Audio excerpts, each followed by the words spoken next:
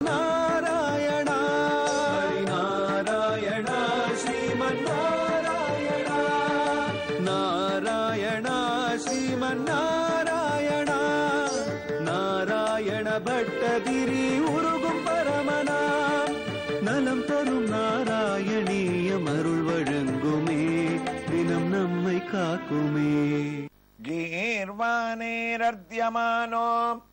दशमुखनिधनो कोसलेषु ऋष्यशृङ्गे पुत्रीजाम् इष्टिमिष्ट्वा ददुषी दशरथक्ष्माभृते पायसाग्रिजो तद्भुक्त्वा तत्पुरन्द्रेष्वपि दिशु सुसमम् जातगर्भाः सुजातका रामस्त्वं लक्ष्मणेन स्वयमत भरतेनाभीके சத்ருக்னலவுண. நாராயணியத்துல ராமாயணத்தை கண்ணனுக்கு ஒவ்வொரு ஸ்லோகத்துக்கும் தலையசைக்குமாறு வழக்கம் போல வேண்டிண்டு கம்பீரமான ஒரு ஸ்லோகத்தோட ஆரம்பிச்சிருக்கக்கூடிய ஒரு பட்டத்ரி, குருவாயூரப்பா, ராவணவதத்துக்காக தேவதைகள் எல்லாம் கிஷ்கிந்தையில வானர ரூபத்தை தரித்திருக்க நீயும் வைகுண்டத்தை அடைஞ்சு யோக நித்திரையில பூலோகத்துல நாம மனிதனாக யாருக்கு அவதாரம் பண்றதுன்னு சிந்தனை பண்ண ஆரம்பிச்சார். மகாவிஷ்ணுவுக்கு பெரிய சிந்தனையாம். ஏன்னா எடுக்கக்கூடிய அவதாரத்துல ராமாவதாரம் ஒரு பெரிய பூர்ண அவதாரம், அதுக்கப்புறம் வரக்கூடிய கிருஷ்ணாவதாரமும் பூர்ணாவதாரம். பூர்ணாவதாரம் மாத்திரம் இல்ல, பூர்ண புண்ணியாவதாரம்னு பேரு. ஏன்னா இந்த ரெண்டு அவதாரத்துல தான் உலகத்துல நிலையாக சுவாமி தங்க போறார். இதுவரைக்கும் பல அவதாரங்கள் நாராயணியத்துல நம்ம கேட்டோமே, எல்லாத்திலயுமே அவதார காரியம் நடக்கிற சமயத்துல வருவார். நரசிம்ம அவதாரம் கூட அந்த க்ஷணத்துல வந்தார், இரணிகசிபு அழிச்சார், உடனே மறைஞ்சு போயிட்டார். அப்படி வரது காரியத்தை முடிக்கிறது, உலகத்துல தங்கறது இல்ல அப்படின்ற கொள்கையை மாறுபடுத்திட்டு ராமனாகவும் கண்ணனாகவும் அவதரிக்கும் போது ராமாவதாரத்துல ராவண வதம் தான் குறிக்கோள். தசமுக நிதனம்னு பட்டத்திரி ஆரம்பிச்சிருக்காரு ஸ்லோகத்தை. ராவண வதத்துக்காக அவதாரம். ஆனா மற்ற அவதாரங்கள் மாதிரி அவதாரம் பண்ணும் போதே ராவணன் அழிச்சாரான்னா கிடையாது. ராமாயணத்தை எடுத்துட்டோம்னா பாலகாண்டம், அயோத்தியா காண்டம், ஆரண்ய காண்டம், கிஷ்கிந்தா காண்டம், சுந்தர காண்டம், இவ்வளவு முடிஞ்ச அப்புறம் யுத்த காண்டத்துல தான் ராவண வதம். சரி, ராவணனை அழிச்சாச்ச, அங்கேருந்தே லங்கையிலேந்து நேர வைகுண்டத்துக்கு கிளம்பி போயிட்டாரான்னா கிடையாது. அப்புறம்தான் புஷ்பக விமானத்துல அயோத்தியா அடைஞ்சு 11,000 ஆண்டுகள் ராமன் உலகத்துல ராஜாவாக பரிபாலனம் பண்ணியிருக்கார். ஆக காரியத்தை முடிப்பதற்கு முன்னும் காரியத்தை முடித்த பின்பும் ராவணனுடைய அழிவுக்கு முன்னும் ராவண வதத்திற்கு பின்னும் உலகத்துல நிலையாக தங்கினதுனால ராமாவதாரம் ஒரு பூர்ணாவதாரம். அதே போல கண்ணன் அடுத்ததா நம்ம சிரவணம் பண்ண போறோம். கம்சவதத்துக்கு முன்னும் கம்சவதத்துக்கு பின்னும் உலகத்துல பல நாட்கள் தங்கினதுனால இந்த ரெண்டு அவதாரத்துக்கும் பூர்ண புண்ணியாவதாரம்னு பேர். அதனால தான் இவருக்கு சிந்தனைன்னு இந்த ஸ்லோகத்துல என்ன சிந்தனைன்னா, மத்த அவதாரங்கள் மாதிரி சட்டுன்னு அவதாரம் பண்ண முடியாது. உயர்ந்த அப்பா இருக்கணும், அம்மா இருக்கணும், பிறக்கக்கூடிய இடம் நல்ல ஊரா இருக்கணும். நாமே பெருமாளா இருந்தா கூட நாம 2 துளசிய போட்டு பூஜை பண்றதுக்கு ஒரு பெருமாள் நாம அவதாரம் பண்ணக்கூடிய ஊர்ல இருக்கணும்னு இந்த 4 இருக்கையான்னு குருவாயூரப்பா நீ பார்த்த. அப்ப முதல்ல உங்க அம்மாவா கௌசல்யை தேர்ந்தெடுத்த. ஏன்னா கௌசல்யை விட உயர்ந்த தாயார் கிடையாதுன்னு. கௌசல்யா அம்மானா தசரதர் தகப்பனார். 2 வந்தாச்சு. பிறக்கக்கூடிய ஊர் அயோத்தி மாதிரி உயர்ந்த ஊர் எங்கேயாவது நம்ம பார்க்க முடியுமா? தேவானாம் புரயோத்தியான்னு வைகுண்டத்துக்கு வேதம் சொல்லித்த அயோத்தின்னு பேரா. இதுக்கும் அயோத்தின்னு பேரு. ஏன்? வைகுண்டாதிபதியான மகாவிஷ்ணு இங்க ராமனா அவதாரம் பண்ண போறான்றதுக்காக இல்ல, அழகுலையும் தர்மத்திலையும் மக்களுடைய சிந்தனையிலையும் ஒத்து இருக்கிறதுனால வைகுண்டத்தை அடுத்த அயோத்தி எதுன்னா தசரதர் பரிபாலனம் பண்ணிட்டு இருக்கிற அயோத்தி. ஆக ஊர், அப்பா, அம்மா எல்லாம் சரியா அமைஞ்சாச்சு. 4வது ஒரு பெருமாள் வேணுமே. ராமனுக்கு பரம சந்தோஷமா.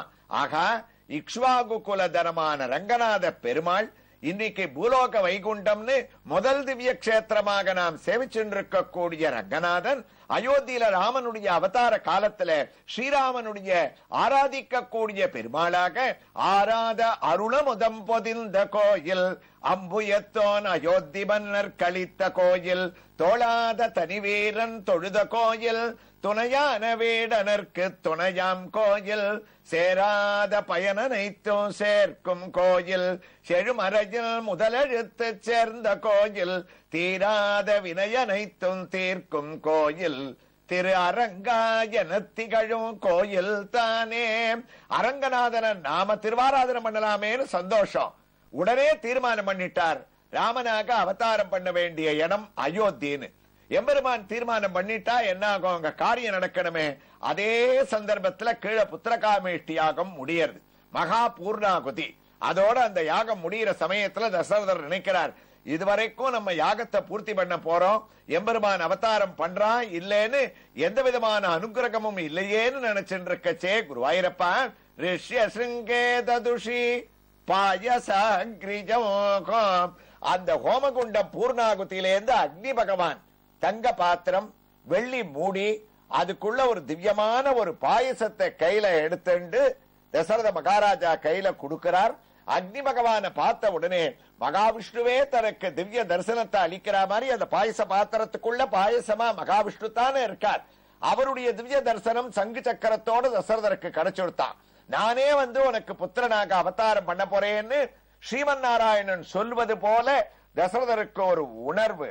அதனால தான் நம்ம பார்த்தன்பள்ளி திருக்கோயில்ல கூட தலைவரலாறுல யாகத்தை முடிக்கும் போது தசரதருக்கு இப்படித்தான் அவதாரம் பண்ணுவேன்னு சங்கு சக்கரத்தோட ராமன் காட்சியளித்த கூடிய சொரூபமாக நம்ம கேட்டிருக்கோம், தரிசிச்சிருக்கோம். அதே பாவம் இங்க சங்கு சக்கரத்தோட காட்சி அளிக்கிறார். தசரதர் திவ்ய தரிசனத்தை அடையிறார். பாயச பாத்திரத்தை பார்த்த உடனே இந்த தரிசனம்னு உடனே நமக்கும் அடைய வேண்டிய தரிசனம் ஞாபகத்துக்கு வந்துடும். நாமளும் இப்ப திருக்கோயிலுடைய ஒரு திவ்ய தரிசனத்தை முடிச்சுடலாம். கோயிலும் ஸ்ரீராமச்சந்திரமூர்த்தியை உயர்ந்ததாக கொண்ட அபிமான கஷேத்திரம்ன்றது உங்களுக்கு தெரியும். வடுவூர் தமிழ்நாட்டில் தஞ்சாவூரிலிருந்து மன்னார்குடி செல்லக்கூடிய சாலையிலே மன்னார்குடியிலிருந்து சுமார் 12 கிலோமீட்டர் தூரத்தில் அமைந்திருக்கக்கூடிய ஸ்ரீராமனுடைய திருக்கோயிலிலே இதோ நாம் ஆச்சரியமாக கண்ணனுடைய திவ்ய தரிசனத்தை அடைய துவங்கி இருக்கின்றோம். ஸ்ரீகோபாலன் சன்னதி என்று தனி சன்னதியாக பகவான் ராஜகோபாலனாக ஸ்ரீதேவியோடும் பூதேவியோடும், ஸ்ரீதேவி பூதேவியே இங்கு ராதா ருக்மிணியாக பரிமளிக்கின்றாளோ என்று நாம் பக்தியோடு எண்ணக்கூடிய அளவுக்கு ராஜகோபாலனுடைய திவ்ய தரிசனம் தலவரலாறானது கூறுகின்றது. இங்கு ராஜகோபால சுவாமித்தான் முதலிலே பிரதிஷ்டையானார் என்றும் அவருக்கு பின்புதான் ஸ்ரீராமச்சந்திரமூர்த்தி பிராதான்யமாக வந்தார் என்று கூறப்படுகின்றது. தலவரலாறை பற்றி பின்னால் சிந்திப்போம். இப்போது ராஜகோபாலனுடைய திவ்ய தரிசனத்தை நாம் அடைந்து விடுவோம். ஆச்சரியமான நின்ற திருக்கோலம், கிரீடத்தை தான் தரித்துக் கொண்டு திருமுகத்திலே திலகமானது பளபளக்க எம்பெருமான் லாவகமாக தன்னுடைய ஒரு திருக்கையிலே கம்பீரமாக ஜாட்டையை ஏந்தி கொண்டு சாட்டையோடு நான் தான் ராஜகோபாலன் என்று காட்சியை அளிக்கின்றார். பச்சை பட்டானது அவருடைய திருமேலியிலே முனீர அழகான திருவடி சேவையையும் அடைகின்றோம். புன்சிரிப்பு தவழக்கூடிய ஆச்சரியமான ராஜகோபாலனுடைய திருமேனியனுடைய ஒரு புறத்திலே ஸ்ரீதேவி நாச்சியார் ஆனவள் ருக்மிணி பிராட்டியின் சொரூபமாக நின்ற திருக்கோலத்திலே திருமாங்கல்யங்களை சாத்திக் கொண்டு அழகாக காட்சியளிக்க, மற்றொரு புறத்திலே சத்யபாமாவின் திருவுருவத்தோடு பூமாதேவி நாச்சியார் ஆனவள் தானும் திலகத்தை தரித்துக் கொண்டு நின்ற திருக்கோலத்திலே காட்சியளிக்க, இவர்களுடைய தரிசனத்தோடு இதோ ஆச்சரியமாக இதே திருக்கோயிலிலே ஆலிலை சந்தான கோபாலனாகவும் கோபாலனாக நின்று கொண்டிருந்த சுவாமி இப்போது சயனித்துக் கொண்டு ஆலிலை சந்தான கோபாலனாக நமக்கு காட்சியை அளிக்க துவங்கிவிட்டான். ஆகா, விக்கிரகத்தை தரிசிக்கும் போதே பிராச்சீனமான பழமையான விக்கிரகம் என்று தெரிகின்றது.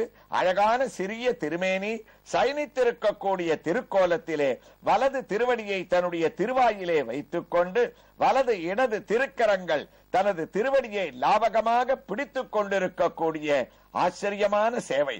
இடது திருவடி நீட்டி கராரவிந்தேன பதாரவிந்தம் என்று ஆலின் இலையாய் அருளேலோர் எம்பாவாய் என்று ஆண்டாள் நாச்சியார் நமக்கு உபதேசித்த ஆச்சரியமான இந்த சுவாமியினுடைய திவ்ய தரிசனத்தோடு இங்கு எழுந்தருளி இருக்கக்கூடிய நம்மாழ்வார், திருமங்கையாழ்வார், மதுரகவி ஆழ்வார் இவர்கள் அனைவரையும் அந்தந்த திருக்கோலத்திலே அந்தந்த ஆழ்வாருடைய சொரூபத்திலே மூலமூர்த்தியாக நாம் தரிசித்துக் கொண்டு இதோ குருவாயூருக்கு ஸ்ரீராமச்சந்திரமூர்த்தியினுடைய ஒரு வைபவத்தை சிரவணம் செய்ய திரும்பிவிட்டோம். நாராயண பட்டத்திரியும் தொடர்கின்றார். அக்னி பகவான் தங்க பாத்திரம், ஒரு வெள்ளி மூடி, அதுல ஒரு பாயசத்தை தசரத மகாராஜா கையில கொடுத்த உடனே ஸ்ரீமன் நாராயணனுடைய சொரூபமாக அந்த பாயசத்தை அப்படி வாங்கிக்கிறாராம். நாராயணீய ராமாயணத்துக்கும் வால்மீகி, கம்பர் முதலியவர்கள்லாம் எழுதியிருக்கிற ராமாயணத்துக்கும் என்ன வித்தியாசம்னா, மத்த ராமாயணங்கள்ல தசரதர் கையில பாயசம் வந்தது, பாயசத்தை வாங்கினார், தாம் பக்கத்துல வச்சார், யாகத்தை முடிச்சார், பாயசத்தை பங்கிட்டு கொடுத்தார்னு சொல்றது. ஆனா பட்டத்திரியோட சூக்ஷ்மம் இருக்க, சுருக்கமா ராமாயணத்தை எழுதினா கூட இந்த ஸ்லோகத்துல யாருமே சொல்லாத ஒரு விஷயத்தை சொன்னாராம். என்ன விஷயம்னா, குருவாயூரப்பா, என்னுடைய கண்ணுக்கு குருவாயூர்ல இந்த தசரதர் கையில பாயசத்தை வாங்கிக்க கூடிய தரிசனத்தையும் நீ கொடுக்கிற. தசரதர் வாங்கிக்கிறது எனக்கு தெரியறது. அப்ப வாங்கிண்டு அவர் பக்கத்துல அந்த பாத்திரத்தை வைக்கல, அவர் என்ன பண்ணார், பக்கத்துல உட்கார்ந்து தலைமையேத்து நடத்தக்கூடிய ரிஷ்யசிங்கர் இடத்துல அந்த பாயச பாத்திரத்தை கொடுத்தாராமே. நுணுக்கமான விஷயத்தை பட்டத்திரி சொல்றார்.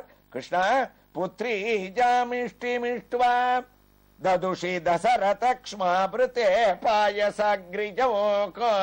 ரிஷ்யசிங்க மகரிஷி கேட்டார், எங்கிட்ட இதை எது கொடுக்கிற, உனக்கு வந்த பாயசம்னார். இல்ல மகரிஷே, நீங்க இல்லைன்னா இந்த யாகம் இல்ல, யாகம் இல்லைன்னா ஹோமகுண்டம் இல்ல, ஹோமகுண்டம் இல்லைன்னா அக்னி பகவான் இல்ல, அக்னி பகவான் இல்லைன்னா பூர்ணாகுதி இல்ல, அப்புறம் இந்த பாயச பாத்திரமே எனக்கு இல்ல. இவ்வளவும் கிடைச்சதுக்கு மூல காரணம் யாரு? அங்க தேசத்துல உங்க கால் ராசி மழை பெஞ்சது, அயோத்தியா தேசத்துல உங்க கை ராசி எனக்கு இந்த பாயச பாத்திரம் கிடைச்சிருக்கு. அதனால உங்க கையால வாங்கி நீங்க அதை தொட்டு எனக்கு ஆசீர்வாதம் பண்ணி கொடுக்கணும். அக்னி பகவான் கையில வாங்கின்றதை விட உங்க கையால வாங்கிக்கிறதுல நான் பெருமைப்படுறேன்னு சொன்னாராம். காரணம், அயம்மே ஸ்தோ பகவான் அயம்மே பகவத்தரகா. வேதம் சொல்றது, சாதுக்கள் பிராமணோத்தமர்களுடைய வலது கையில மகாவிஷ்ணு நித்தியவாசம் பண்றாரா. அப்ப ரிஷசிங்கர் இதை தொட்டுட்டாருன்னா, குருவாயூரப்பா, மகாவிஷ்ணுவே மகாவிஷ்ணுவை தொட்ட பலன் கிடைக்கும்.